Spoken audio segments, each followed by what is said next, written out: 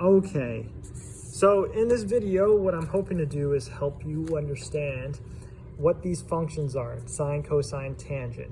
I'm not going to describe where they originate from. That would take a lot of geometry and a long time. Okay, so I'm not alone in this video. I have another teacher here with me. I actually have two teachers here with me, and it's the end of the day, so you might hear some noises of cleaning up, which is okay. All right, so let's go ahead and get started. First, you got to understand that all three of these, whether it's a word or whether it's a symbol, it represents a variable. The actual function is this. We call that sine, we call this cosine, and we call this tangent. And those are actual functions. It would be the same as if I were multiplying, dividing, or subtracting in a calculator. And I'll show you what I mean by that. So this bar represents division, like always, okay? So let's talk about these variables here. This word, the opposite. Op, it means opposite. So if I look at where the angle is that I'm talking about, so theta is going to be this imaginary angle I'm talking about, theta. The opposite side from theta, so if I look at if I drew a line, that's where the opposite side is. The adjacent side, the side touching basically theta. You're like, well, what about this side? It touches theta as well. Well, we also have to remember that the side that is directly across from my 90-degree angle, that's always going to be the hypotenuse, which is the longest side of a right triangle. And these functions are just for right triangles. We're not going to get into anything else for right now. Here's another right triangle. Notice that it's just in a different orientation, but still, if I look at the perspective from theta, opposite side, adjacent side, hypotenuse. Now that might take some practice.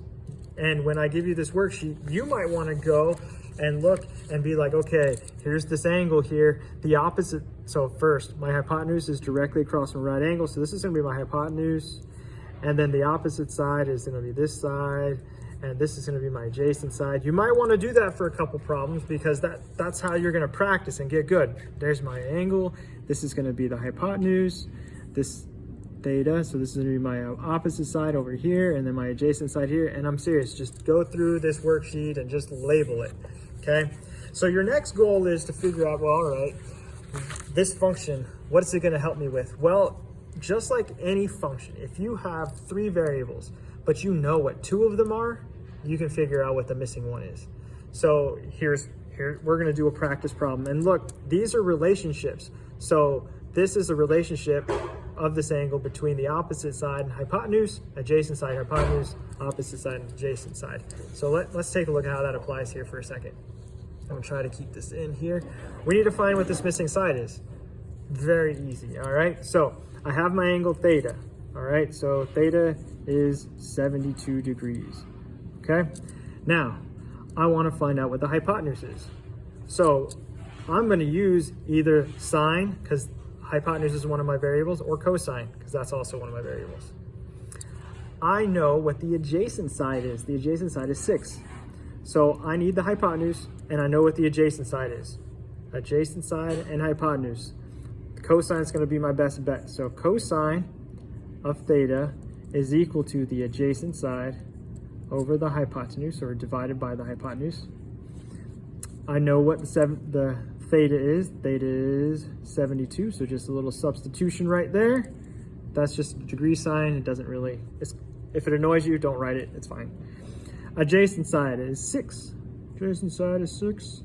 And the hypotenuse, we don't really know that, so we're going to use the letter X. There, it's set up. If you got to these two pieces, you have already done 2/3 of the problem. Yay! Okay. Let's set it up on this side. So let's just set it up. I mean, if you go through all these problems and all you're doing is setting up, and those are the two things you do is identify and then set up, that is success. You are successfully completing 2/3 of the problem. Have you arrived at the answer? No, but the process how to get there is just as important.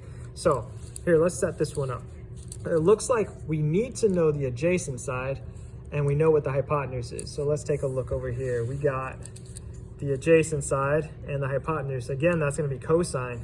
Okay, sounds good. Okay, let's do the cosine of theta is equal to the adjacent over the hypotenuse. All right, theta.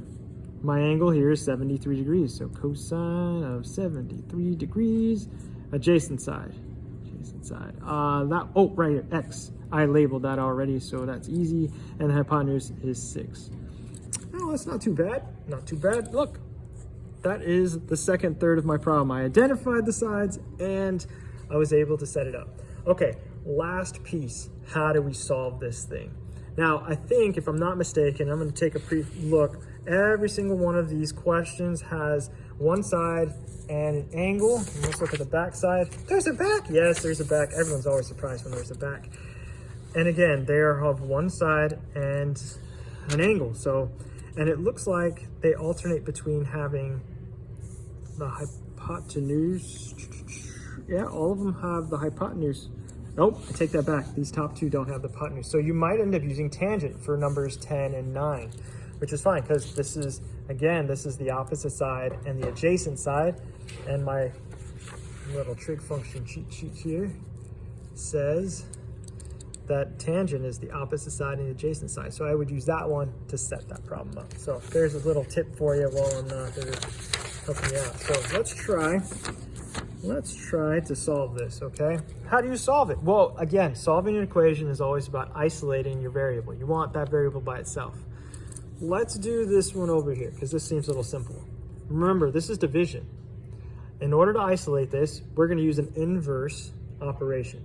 So what's the inverse of division? Well, it's multiplication. So let's see, cosine of 73 equals x over 6. So we're going to multiply by 6. Let me use a different color so you can see that. Times 6 times 6. And the addition property of equality says I can multiply multiplication property of equality. I can multiply both sides by the same thing and it preserves equality. So this now is 6 times cosine of 73. And this becomes 6 divided by 6, which is 1. And 1 times x is just x. There we go. Well, how do you type it in the calculator? Pretty straightforward. Here we go. You're going to have to repeat. You might have to put this on repeat, but look at this. Look, I got my sine and cosine and tangent functions. This calculator, unfortunately, you do have to kind of go backwards. So let's see. We're going to do the degrees, which is 73. I'm going to make sure my calculator is in degree. That's a big deal. Hit cosine. That is a nasty number. Well, I have the cosine of 73. That's what the calculator showed me. Now multiply by 6 times 6. My answer is 1.75-ish. So we're just going to round to the nearest hundredth. Why? Because it says that. Well, it says 10th. Okay, fine. 1.7, 1.8. 1.8. So this side here length is about 1.8. Okay. This one's a little different. What I would have to do is I'm going to multiply both sides by x. So I'm going to do 2 steps here. 6 over x. So I'm going to multiply both sides by x, just like I did over there. What that does is that leaves me with x times cosine of 72 equals 6. Well, that's not fair because all I did was move x. Well, let's divide by cosine of 72. Okay. And once I divide by cosine of 72, I ran out of room. Let's go up here. Once I divide by cosine of 72, that leaves me x is equal to 6 divided by cosine of 72. And what you might have to do is this. In the calculator. Let's put it right here. You might have to do, again, same. Because it's division, we're going to actually have to put 6 in first, then divided by. And I'm going to have to push 72 cosine. That's the cosine of 72, and hit equals for your answer. So in this case, that's going to be 19.4. And that's it. And whether it's sine, cosine, tangent, it's exactly the same process. Okay? You set it up, figure out what relationship you want to use. So we figure out whatever relationship we want to use, write it out, substitute my numbers and variable in. If you got that far, that's 2/3 the battle. If you're able to manipulate it, because all of your problems are going to be either this style or this style. They might use sine or tangent instead of cosine, but they're going to be exactly the same style. And then then you put it in the calculator in these two ways. And you might have to see the video a couple times to see it. I hope this helps at least get you started on how to use trig functions and how to operate with them. It's not really the history behind it, but at least it's some step-by-step. So good luck. And this worksheet you can find in a lot of places. I have an answer key for it. So thanks.